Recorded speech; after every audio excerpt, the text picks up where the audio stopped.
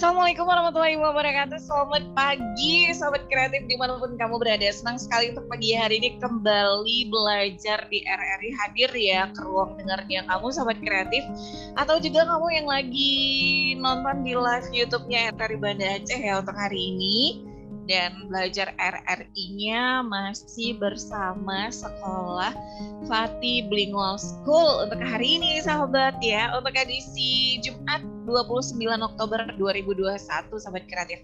Dan untuk pagi hari ini kita akan kira-kira mau belajar apa ya? Hari ini kita akan membahas, nanti Miss-nya itu akan ajarin kamu sobat kreatif seputaran kimia. Ada yang suka, ada yang enggak, tapi harus suka ya. Nah, kimia bersama Miss Zahrina. Kita sapa dulu. Assalamualaikum Miss. Waalaikumsalam. Iya, sehat Miss ya untuk pagi ini Miss. Alhamdulillah sehat. Alhamdulillah sehat dan semangat ya akan ngajarin anak-anak didiknya ya Miss ya. Insya Allah. Iya. Untuk pagi ini kita akan belajar tentang kimia Miss ya. Iya benar. Oke. Gimana Miss untuk anak-anak muridnya, ada yang ikut Zoom juga ya Miss ya? Untuk hari ini belum Kak. Oh belum ya. Oke. Berarti Miss langsung jelasin aja deh untuk mata pelajaran kimianya. Dan silakan Miss, semoga semuanya pada nonton ya sahabat kreatif, langsung nonton terus juga langsung dengerin. Yang nggak suka kimia harus disuka gitu Miss. Mungkin nanti Miss juga akan ngasih alasan kenapa sih harus suka kimia gitu. Oke.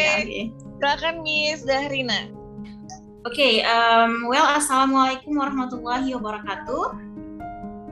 Good morning everyone for all the listener. I hope Allah always keep you healthy wherever you are.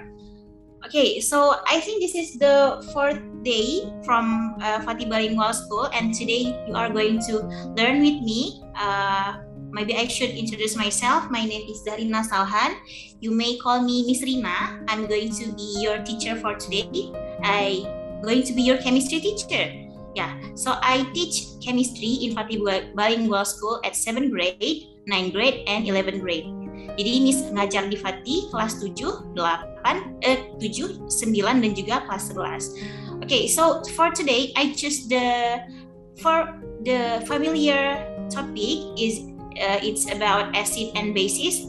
Maybe all the listener is already familiar with this topic, or maybe not. It's okay. We are going to learn today. So the topic is acid and bases, atau topiknya mengenai asam dan juga basa. Oke, mungkin di sini pendengar familiar ya dengan topik asam dan basa, ya karena kita sering menjumpai bahan-bahan ini di kehidupan sehari-hari. Nah, sekarang kita kenalan dulu apa itu acid. What is an acid? So, the word acid was originally applied to substances with a sour taste. Vinegar is sour tasty because of the presence of acid. These acids are present in animal and plant materials are known as organic acid. Nah, apa itu acid sebenarnya? Acid itu umumnya diperuntukkan kepada zat-zat yang memiliki rasa asam. Ya, contohnya seperti cuka, lemon. Nah, keberadaan asam pada zat-zat ini itu disebut dengan asam organik atau organic acid. Selanjutnya kita punya next, the common acid that we found in laboratory. Ada juga acid yang umumnya kita temukan di laboratorium. For example, it is sulfuric acid atau asam sulfat. We have hydrochloric acid atau HCl, and we have nitric acid atau asam nitrat. This all acid it's called mineral acid. Nah, jadi acid yang umumnya kita jumpai di laboratorium disebut sebagai mineral acid. Look, this acid that we found in laboratory they are corrosive. They can eat their way through the clothing and dangerous for skin. Nah, jadi asid-asid yang kita temui di laboratorium itu bersifat bahaya atau korosif. Nah, korosif ini maksudnya gimana ya? Korosif ini maksudnya adalah berbahaya untuk kulit kita. Contohnya apabila terkena kulit, itu membuat kulit kita melepuh atau terbakar. Nah, jadi untuk para pendengar yang mungkin nanti akan belajar di lab, yaitu harus hati-hati selalu apabila menggunakan bahan-bahan asid yang kita jumpai di laboratorium. Next, what is a basis? Apa itu basa? bases are substance that neutralize an acid. Basa itu adalah zat yang menetralisasi asam. All metal oxides such as magnesium oxide, calcium oxide, hydroxide such as potassium hydroxide, sodium hydroxide will neutralize acid. Nah, jadi semua basa itu akan menetralisasi acid. Ya, contohnya seperti magnesium oksida, kalsium oksida, kita juga punya kalium hidroksida dan juga natrium hidroksida. Mereka akan menetralkan sifat dari acid. Nah, what is Miss ya, Rina? Baik. Udah bisa di-share, mungkin bisa di-share lebih jelas juga nih untuk sahabat kreatif dan semuanya yang lagi nonton mungkin ya udah bisa di-share dan selamat menjelaskan, Miss. Iya, oke. Terima kasih. Tadi mungkin ada kendala ya di sana ya, makanya belum bisa di-share. Bener. Baik. Nah, ini lebih nyaman nih. Nah, mungkin yang dari YouTube ya, mungkin bisa lihat lebih jelas. Ya, di sini kita present dulu. Baik, nah ini dia ya contoh-contoh dari acid tadi ya. Ini adalah organic acid. We have vinegar atau cuka. Dan juga kita punya citric acid is from orange and lemon. This is called as organic acid. And this is the mineral acid that we found in laboratorium. Okay, we have sulfuric acid, hydrochloric acid, and nitric acid. Okay, next, let's continue from what we have left before. It is about bases. Yeah, we have metal oxide and hydroxide. This is the example of metal oxide. We have magnesium oxide, calcium oxide, and we have potassium hydroxide, sodium hydroxide as the hydroxide. Now, what is the difference between metal oxide and metal hydroxide? Apa perbedaan dari metal oxide dan juga metal hydroxide? Well, the difference is metal hydroxide are bases that dissolve in water. Ya, jadi metal hydroxide itu adalah basa yang bisa larut dalam air. Nah, jadi ternyata tidak semua zat itu bisa larut dalam air. Mungkin kalau misalnya di dalam kehidupan sehari-hari yang tidak bisa larut itu pasir tidak bisa larut dalam air. Apalagi ya, misalnya batu-batuan tidak bisa larut dalam air. Nah, yang bisa apa? Gula, garam, dan lain sebagainya. Nah, gitu juga dengan zat-zat kimia, ada yang bisa larut, ada yang tidak bisa larut. Di sini, basa yang bisa larut adalah metal hydroxide. Dan yang tidak bisa larut adalah metal oxide. Nah, ini metal hydroxide itu disebut sebagai alkali. Nah, jadi nanti mungkin selama ini ada yang tertukar apa itu alkali, apa itu basa. Nah, sekarang sudah lebih tahu bahwa alkali itu adalah zat basa yang bisa larut dalam air dan dia mampu menetralkan asam. Ya. Oke, mungkin kita lanjut. Nah, tuh. Alkalis are everywhere. We found alkalis everywhere. Ya, kita bisa menemukan zat-zat alkali dalam kehidupan kita sehari-hari. Contohnya, here, many cleaning products contain alkalis such as sodium hydroxide, which is a compound of sodium, hydrogen, and oxide. Cleaning product, for example, we have a toothpaste over here. Kita punya pasta gigi yang langsung kita masukkan mereknya Pepsodent ya. Kemudian juga ada pembersih kaca, Mr. Muscle. Nah, jadi di sini umumnya zat-zat yang mengandung alkali atau basa itu berada dalam cleaning product, produk-produk kebersihan ya, atau mungkin sabun juga ada zat basanya, sampo juga ada zat basanya. Nah, jadi apa ciri-ciri dari zat basa? Zat basa itu umumnya sedikit licin. Nah, licin pada apabila kita kenakan pada kulit kita, atau mungkin teman-teman di sini juga bisa diuji ya, air liur kita itu juga sifatnya adalah basah, bisa ditandai dari yang teksturnya sedikit lengket ya, air liur. Nah, itu juga tergolong dari basah, jadi bisa kita indikasikan dengan mungkin disentuh. Oke, selanjutnya ada juga alkali yang kita jumpai di laboratori. For example, contohnya di sini punya dua, yaitu potassium hydroxide and sodium hydroxide. Look here, common alkalis found in the laboratory are sodium hydroxide, this one, potassium hydroxide, and calcium hydroxide. Sodium hydroxide is a strong alkalis. Strong alkalis are very dangerous, they are corrosive. So same as the acid before, the alkali that we found in laboratory is more danger than alkali that we found in our daily life. Okay, they are corrosive, mereka bersifat korosif. If strong alkalis get on your skin, kalau misalnya alkalinya terkena kulit, it dissolve your skin. Oh, it's so afraid ya. We so afraid if our skin can dissolve in alkali ya. Ini kalau misalnya terkena ke kulit kita bisa larut kulit kita. Tuh, gimana ya? Sifat kimianya luar biasa. Your skin feels soppy, you get a chemical burn. Bisa terbakar tangannya. Alkalis are harmful if you get them in your eyes. Nah, juga bahaya apabila terkena ke mata. Ya, jadi beginilah bahayanya zat-zat kimia. Nah, oleh karena itu, you have to know the hazard symbol of chemical substance. Untuk itu, kita harus tahu simbol-simbol bahaya yang ada pada botol-botol zat-zat kimia. Nah, sekarang kita akan mempelajari tentang simbol-simbol dari zat kimia.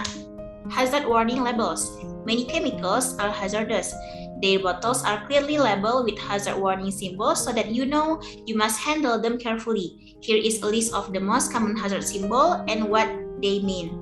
Okay, first, you will find this symbol in the bottle of the chemical substance. Ya, kalian akan menjumpai simbol-simbol seperti ini pada botol-botol zat kimia. Ya, jadi tidak semua label ini akan ada di botol zat kimia, tergantung dari zat apa itu. The first one, it is explosive. It is a substance that can explode if it comes into contact with a flame or heat. Nah, kalau ada simbol seperti ini, berarti zatnya itu mudah sekali meledak. Ya, jadi apabila dekat dengan yang panas-panas, dia akan meledak, eksplosif. Next, flammable. A substance that can catch fire easily. Nah, kemudian flammable ini yang dia mudah terbakar. Jadi kalau misalnya dekat dengan api, langsung terbakar. Ya. Next, oxidizing, a substance that give off a large amount of heat when it contact with other substance. Ya, mungkin ini mirip seperti yang sebelumnya, juga dia akan menghasilkan panas apabila kontak dengan zat-zat yang lain. Next one is corrosive. This is the most dangerous one, as you can see in the picture, seperti yang bisa kalian lihat di gambar di sini untuk yang nonton YouTube ya. Nah, apabila tumpah ke tangan, ini akan melarutkan tangan kita ya. Biasa yang larut itu garam, gula. Nah, ini tangan yang larut. Ya, jadi harus berhati-hati sekali. Here a substance that can destroy living tissue, it can cause burn. This is the corrosive one. Next is toxic. A substance that can poison you ya. Jadi toksik ini zat yang bisa meracuni ya, bahaya sekali. Contohnya mungkin kalau misalnya teman-teman pernah mendengar kasus tentang sianida ya. Nah, itu berarti dia yang bisa meracuni kita. Nah, itu salah satunya mungkin di botol dari zat kimia itu ada diletakkan simbol seperti ini, simbol dari toksik. Next, hazardous to the environment, a substance that can kill or damage living things in the environment. Ini yaitu zat yang berbahaya untuk lingkungan sekitar ya. Jadi kalau misalnya teman-teman menjumpai simbol seperti ini, sebaiknya jangan membuang zat tersebut di sembarang tempat ya, karena bisa merusak lingkungan sekitar. Next is health hazard. A substance that can cause harm such as irritating your skin and eyes. And the last one we have serious health hazard, a substance that can cause a serious problem to your health. Actually we have so many symbol other than this, but for today we are going to just learn this all simbol. Ya, sebenarnya masih banyak lagi simbol-simbol peringatan lainnya, tapi untuk sekali ini kita hanya mempelajari tentang 6 simbol tadi. Baik. So after we know the hazardous symbol, we have to take care of ourselves when we are going to laboratory, when we are going to do an experiment, or when we are going to do a research. Ya, jadi setelah mengetahui tadi simbol-simbol bahaya, kita harus menjaga diri kita sebelum masuk ke laboratorium. So here is what you have to do when you are going to do an experiment. Yeah, you have to working safely with acid and alkalis. When you handle chemicals, you should, ketika kita berhadapan dengan zat-zat kimia, kita harus First, stand up to work so that if you spill something, it does not spill onto you. Ya, kalau misalnya kita bekerja itu sebaiknya berdiri. Jadi jangan duduk ya. Karena apabila tumpah zatnya ke meja misalnya, itu tidak akan terkena ke kita. Kita bisa langsung mundur. Tapi kalau misalnya kita duduk, ya itu butuh beberapa detik untuk kita lari gitu ya, menghindari zat kimianya. Jadi sebaiknya kalau misalnya kerja melakukan suatu eksperimen, sebaiknya berdiri. Next, wear safety glasses so nothing get into your eyes. Nah, kemudian gunakan kacamata pengaman. Ini seperti yang tertera pada gambar ya, untuk yang bisa melihat dari YouTube ya, kita harus selalu menggunakan kacamata, bukan kacamata biasa, kacamata yang disediakan di laboratorium untuk melindungi mata kita. Jadi kalau misalnya ada percikan-percikan itu bisa melindungi. Next, take the top of the bottle and place it upside down on the work surface so that it doesn't get acid onto the surface or dirt into the acid. Nah, kalau misalnya kita menggunakan suatu zat-zat kimia, tutup botolnya itu diletakkan terbalik.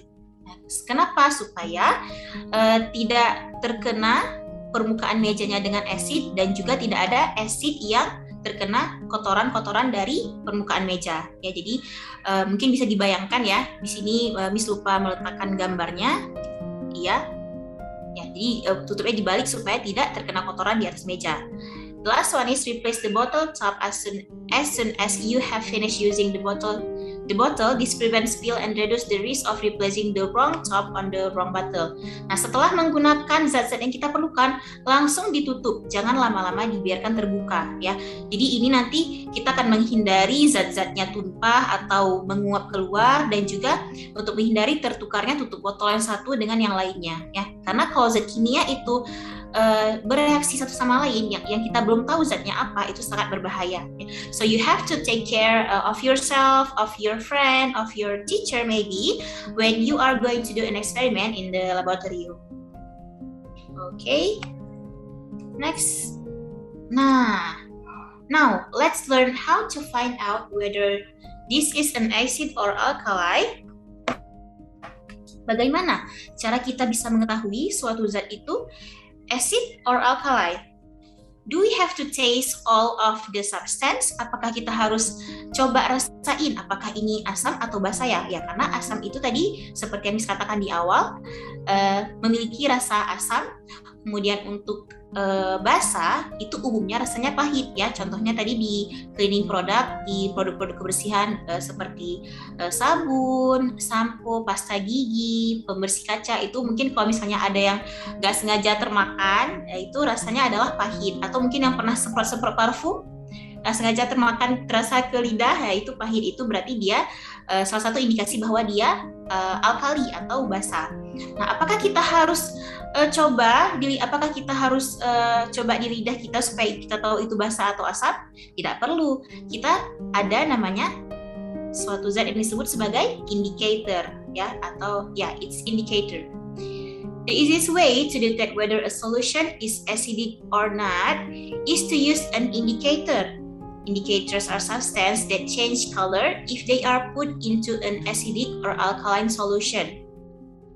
Indikator itu adalah zat yang dia akan berubah warna ketika kita masukkan ke dalam zat yang acid atau zat yang alkaline. Three commonly used indicators are litmus, thymolphthalin, and methyl orange. Ya, mungkin untuk pendengar yang sudah pernah uji asam basa pasti tahu apa itu litmus paper atau lakmus, kertas lakmus ya. Itu umumnya lakmus merah dan juga lakmus biru. Atau di sini kita punya dua indikator lainnya, yaitu thymolphthalin dan juga methyl orange atau methyl jingga. You can use litmus paper to test the acid or alkaline solution. This is paper that has been soaked into litmus solution. Nah, kertas ini adalah kertas yang sudah direndam dalam larutan litmus. Here, as you can see the result after the experiment, if we have a red litmus paper, it will stay red if we dip it in acidic solution, and it will turns blue if we dip into alkaline solution, and it stay red if it's in neutral solution. Ya, jadi kalau misalnya litmus merah akan berwarna merah dalam cairan yang bersifat asam, tetap merah. Kemudian dalam netral juga tetap merah. Dalam alkaline dia akan berubah menjadi warna biru.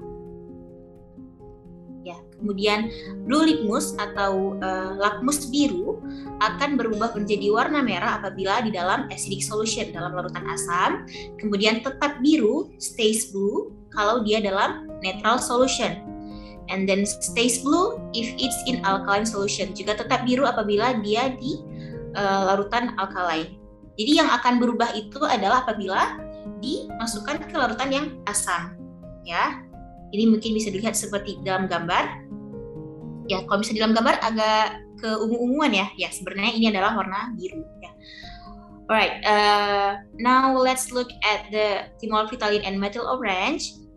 First, thymolphthalin, an acid-base indicator that is colorless in acidic solution and blue in alkaline solution.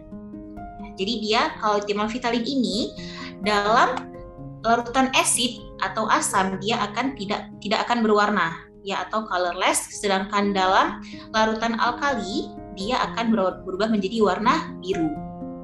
Kemudian methyl orange, an acid-base indicator that is red in acidic and yellow in alkaline solution. Nah, beda perubahan warnanya lagi. Kalau methyl orange itu dalam larutan asam akan berubah menjadi warna merah, sedangkan dalam larutan basa atau alkali akan berubah menjadi warna kuning.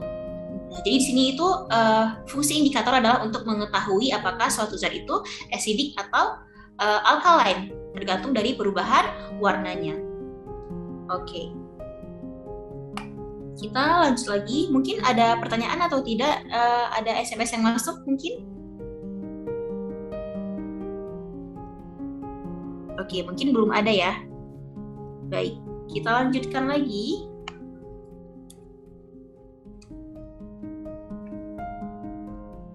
Oke, kita selanjutnya punya universal indicator.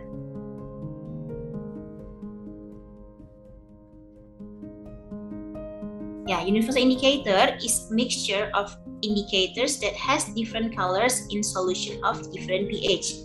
Nah, universal indicator itu adalah indikator yang akan berubah warna pada pH yang berbeda. Nah, mungkin di sini ada yang sudah belajar tentang pH dan ada juga mungkin yang belum. Nah, pH itu adalah suatu derajat keasaman untuk mengetahui seberapa asamkah suatu zat dan seberapa basakah suatu zat. Ya. Universal indicator, it will change its color if it's in strong acidic, will turns into red. If it's in alkali, if it's in weakly acidic, it will turns into yellow. If it's in neutral, it will turns into green. If it's in weakly alkaline, it will turns blue, and if it's in strong alkaline, it will turns into purple. Kalau misalnya universal indicator dicelupkan ke dalam asam kuat akan berubah menjadi warna merah. Kalau di dalam asam lemah akan berubah menjadi warna kuning. Dalam larutan netral akan berubah menjadi warna hijau. Dalam larutan alkali lemah akan berubah menjadi warna biru, dan dalam larutan alkali yang kuat akan berubah menjadi warna ungu. Nah, jadi di sini kita bisa mengetahui berapa pH dari suatu zat. Nah, jadi tadi ada beda ya antara litmus paper, antara kertas lakmus biasa dengan universal indicator atau indikator universal. Kalau misalnya tadi litmus paper atau kertas lakmus itu hanya bisa mengetahui apakah dia asam atau basa, ya, dengan melihat perubahan warnanya. Kalau misalnya asam berarti berubah menjadi merah, kalau misalnya dia basa berarti berubah menjadi warna biru. Nah, kalau kita menggunakan universal indicator itu akan berubah bergantung kepada pH-nya. Nah, apa itu pH? pH itu adalah derajat keasaman. Jadi ada 1 sampai 14. Ya. Di sini mungkin untuk yang bisa nonton dari YouTube, ya bisa dilihat bahwa ada dari angka 1 sampai angka 14. Kalau misalnya dia adalah asam kuat, itu pH-nya akan berada pada sekitar 1 atau 1,5. Kalau sudah mulai 2, 3, 4, 5, 6, itu sudah menuju asam lemah. Begitu juga dengan basa atau alkali. memiliki sifat basa kuat itu pada pH 14 ya, atau ketika universal indicator-nya berubah menjadi warna ungu. Nah, apabila pH-nya itu adalah 8, 9, 10, 11, 12 itu sudah masuk ke basa lemah. Nah, jadi yang harus dihindari itu adalah apabila zat-zat yang memiliki pH 1 atau zat-zat yang memiliki pH 14, yaitu yang asam kuat dan basa kuat. Yang lemah mungkin masih bisa ditoleransi, kalau misalnya kena kulit kita masih bisa, tidak akan adanya luka bakar, mungkin bisa dicuci saja tangan kita. Oke.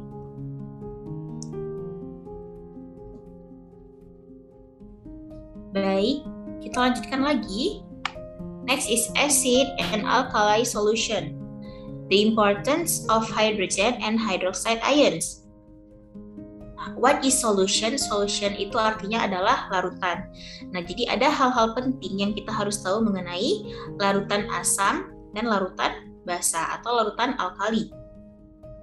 The importance of hydrogen and hydroxide ions. Pentingnya ion hidrogen dan juga ion hidroksida. Okay. In neutral solution, dalam larutan netral, the amount of hydrogen ions and hydroxide ions are equal. Banyaknya jumlah ion hidrogen dan juga ion hidroksida itu adalah sama dalam larutan netral. All acid contains hydrogen ions. Semua asam memiliki ion hidrogen. Ya, jadi contohnya misalnya H2SO4, HNO3, apalagi ya? HCl misalnya, H3PO4. Nah, jadi semua acid itu akan ada kandungan HH-nya, hydrogen ions-nya. Ya. Kemudian they dissolve in water producing hydrogen ion. Mereka akan larut dalam air menghasilkan ion hidrogen atau H+. The solution of acid conduct electricity because it contains ion.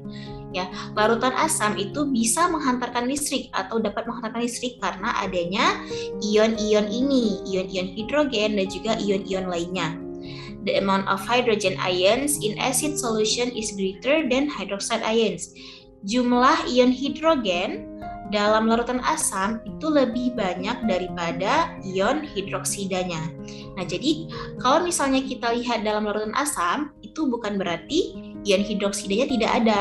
Mereka ada, tetapi jumlahnya lebih sedikit, ya. Jadi sehingga larutan yang memiliki ion hidrogen lebih banyak itu akan kita sebut sebagai larutan asam.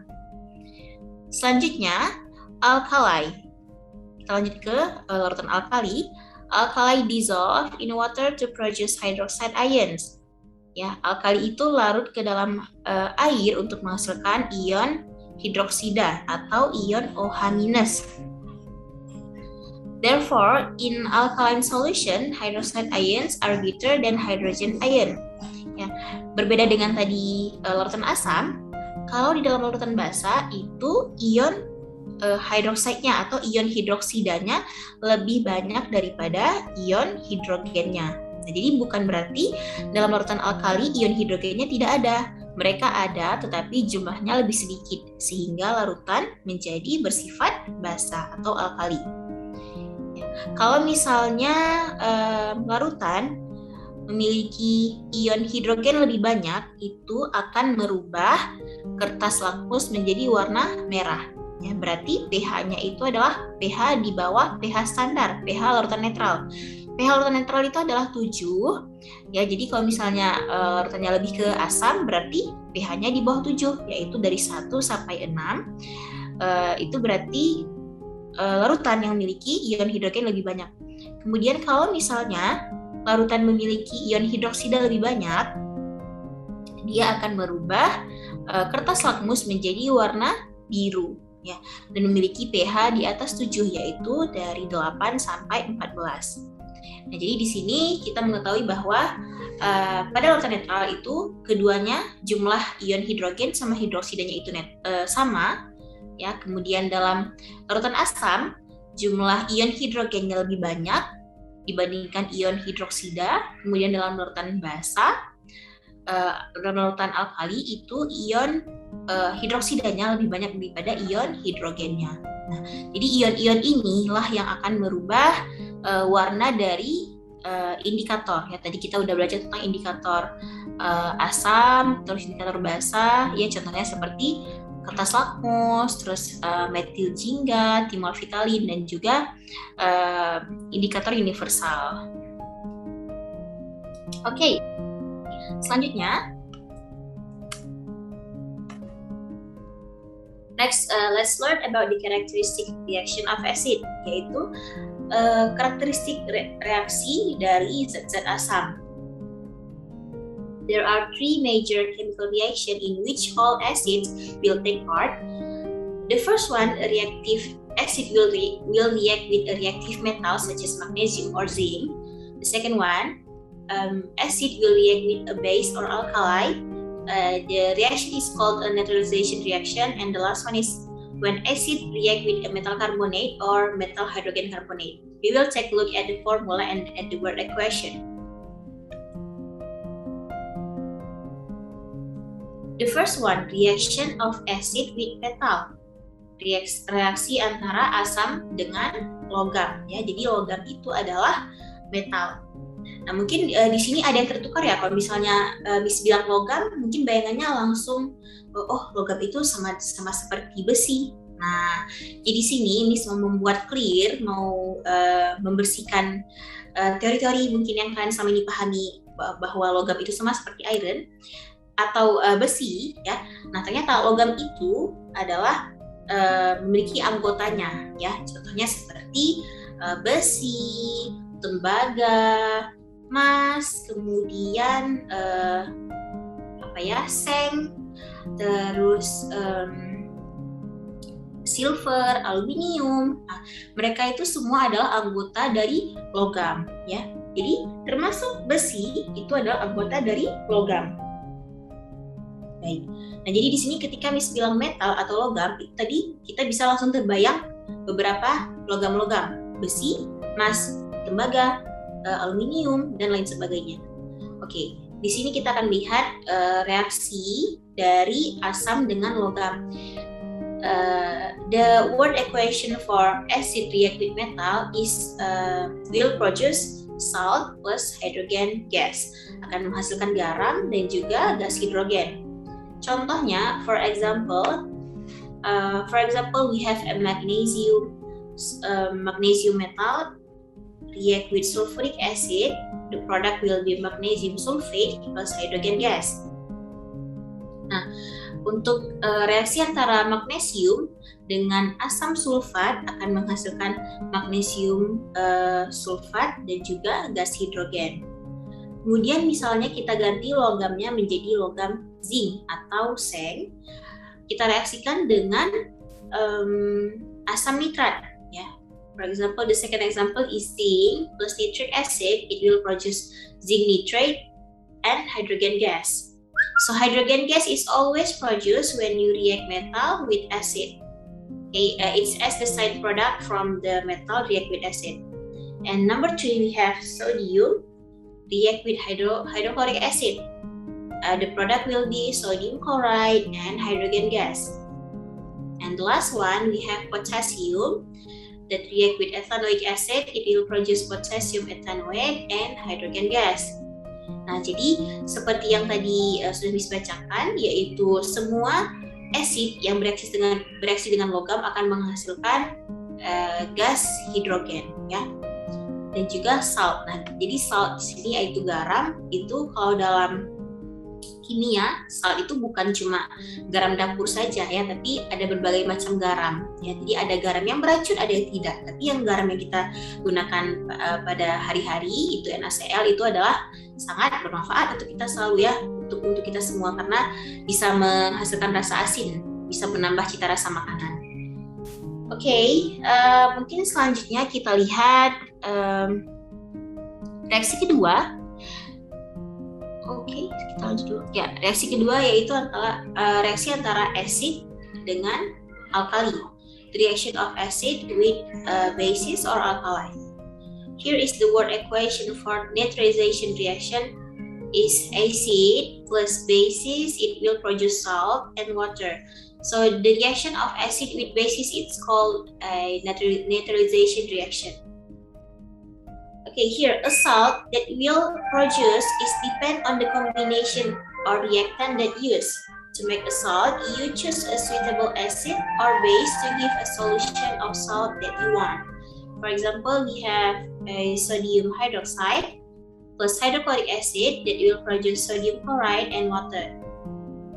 Nah, jadi garam-garam yang dihasilkan pada reaksi asam basa atau reaksi netralisasi itu bergantung kepada asam dan juga basa yang kita pilih. Contohnya, natrium hidroksida bereaksi dengan asam klorida akan menghasilkan natrium klorida tambah air. Ya. Jadi kalau tadi side produknya atau produk sampingnya adalah gas hidrogen, kalau misalnya untuk reaksi netralisasi, produk sampingnya adalah air. Ya. Contoh lain, misalnya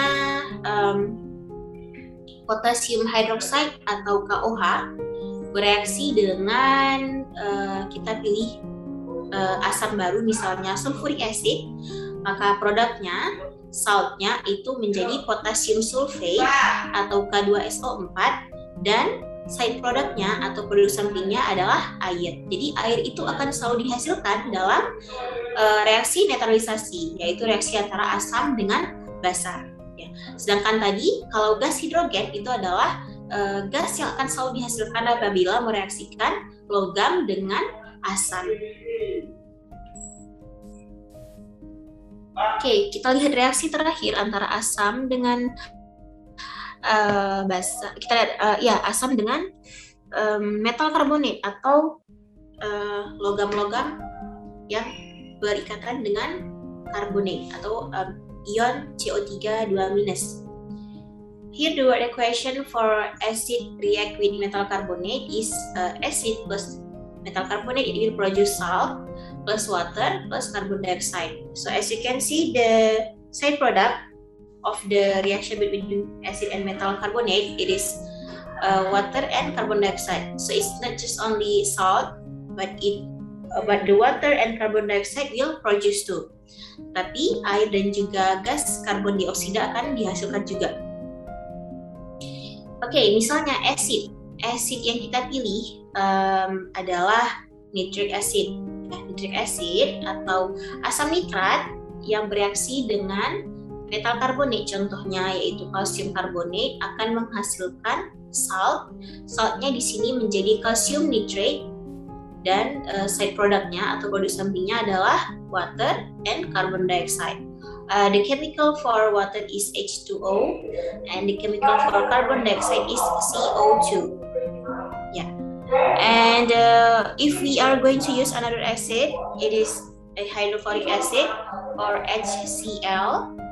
We will react with metal carbonate. Here we have zinc carbonate or ZnCO3. The product will be zinc chloride plus water plus carbon dioxide. So as you can see, each reaction has different product other than salt. Semua reaksi antara asam itu akan menghasilkan salt, garam, selalu akan menghasilkan garam dan juga produk samping yang berbeda. Ya. Jadi produk sampingnya itu bisa jadi gas hidrogen atau bisa jadi air dan juga bisa jadi produk sampingnya itu adalah gas karbon dioksida. Ya. Nah, salt atau garam yang dihasilkan pada reaksi asam dengan zat-zat lain itu bergantung kepada asam yang kita gunakan. Ya, contohnya di sini Miss punya 4 asam. Sebenarnya banyak asam-asam yang lain, tapi di sini cuma Miss cantumkan 4 asam. Ya, yang pertama hydrochloric acid always give chloride salt. Ya. HCl itu selalu akan menghasilkan garam klorida, ya. Jadi bisa jadi itu natrium klorida, bisa jadi kalium klorida, misalnya bisa jadi kalsium klorida, apalagi ya misalnya magnesium klorida, ya. Jadi akan selalu menghasilkan garam-garam yang garam-garam klorida. Yang kedua, nitric acid atau asam nitrat will always give a nitrate substance or nitrate salt. Ya. Jadi kalau misalnya kita menggunakan asam nitrat, itu garam yang dihasilkan akan selalu garam-garam nitrat. Ya, contohnya seperti misalnya natrium nitrat, kemudian kalium nitrat, kalsium nitrat, magnesium nitrat. Ya, pokoknya semua yang menggunakan asam nitrat sebagai asamnya akan menghasilkan garam-garam nitrat. Selanjutnya, sulfuric acid atau asam sulfat will always give a sulfate salt, akan selalu menghasilkan garam-garam sulfat. Contohnya, misalnya sodium sulfate atau natrium sulfat ya, natrium sulfat atau kalium sulfat atau kalsium sulfat, apalagi magnesium sulfat ya, mereka akan selalu menghasilkan garam-garam sulfat apabila menggunakan sulfuric acid atau asam sulfat sebagai zat asamnya. Nah, atau di sini yang terakhir yaitu ethanoic acid always give an ethanoate salt, akan selalu menghasilkan garam-garam ethanoate. Ya, misalnya lithium ethanoate or sodium ethanoate or potassium ethanoate, calcium ethanoate ya, akan selalu menghasilkan garam-garam etanoat.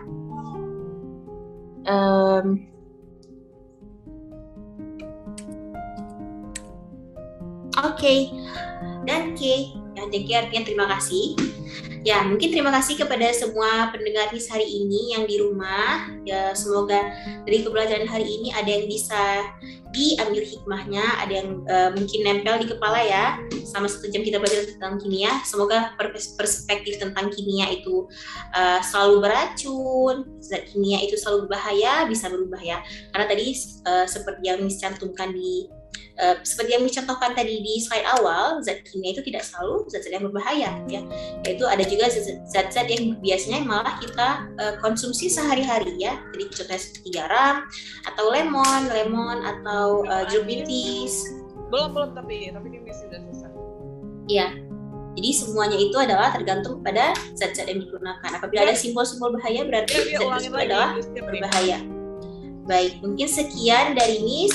Miss kembalikan kepada penyiarnya, silakan Kak. Iya, makasih Miss Rina atas penjelasannya. Semoga bermanfaat dan sangat mengerti ya, sangat jelas tadi udah Miss Rina sampaikan. Jadi buat adik-adik di rumah atau siapapun ya yang ingin mengulangi lagi nih, kayak tadi simbol-simbol kita udah pada nggak tahu, Miss Rina sudah mengingatkan. Terima kasih ya Miss ya. Dan ya sama-sama. Ya, semoga bisa bermanfaat juga untuk semuanya. Kita akhiri dulu dan insya Allah kita jumpa lagi di lain kesempatan ya Miss Rina ya. Tetap sehat dan semoga bisa kembali seperti sedia kala. Assalamualaikum.